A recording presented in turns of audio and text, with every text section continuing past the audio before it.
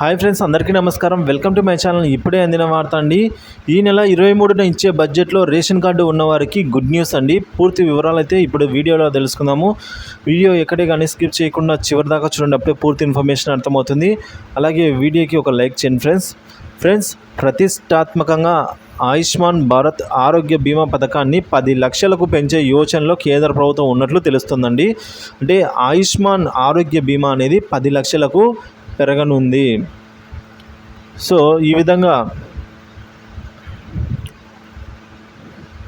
అంతేకాదండి, రాబోయే 3 ఏళ్లలో ఈ పథకం కింద లబ్ధి పొందే వారి సంఖ్యను సైతం రెండింతలు చేసేందుకు ప్రణాళికలు అయితే చేస్తోంది కేంద్ర ప్రభుత్వం. తొలుత 70 ఏళ్ళు పైబడిన వారిని ఈ పథకంలో భాగంగా చేయాలని కేంద్రం భావిస్తున్నట్లు జాతీయ ఆరోగ్య ప్రాధికార సంస్థ అధికారులు వెల్లడించారండి.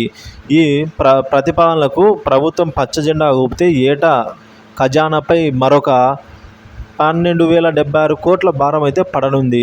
సో దేశంలో 2/2 మందికి అయితే 2/2 మందికి ఆరోగ్య బీమా అయితే వర్తించనుందండి.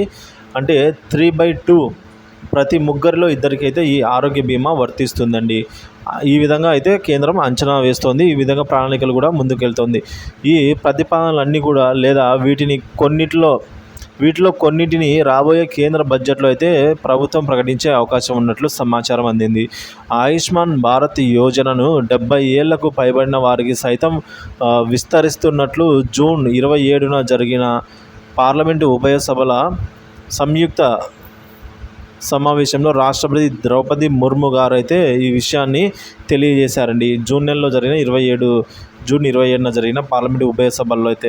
దీంతో మరొక 4 నుంచి 5 కోట్ల మందికి ఈ పథకాన్ని లబ్ధి చేకూరే అవకాశం అయితే ఉన్నట్టు తెలుస్తోంది. దేశంలో ఎటువంటి ప్రయోజనాలు పొందని 30% మందిని సైతం ఈ బీమా పరిధిలోకి తీసుకురావడమే కేంద్ర ప్రభుత్వం లక్ష్యమని అధికార వర్గాలు తెలియజేశాయి ఫ్రెండ్స్. సో ఈ మేరకు గుడ్ న్యూస్ అయితే చెప్పనున్నారు.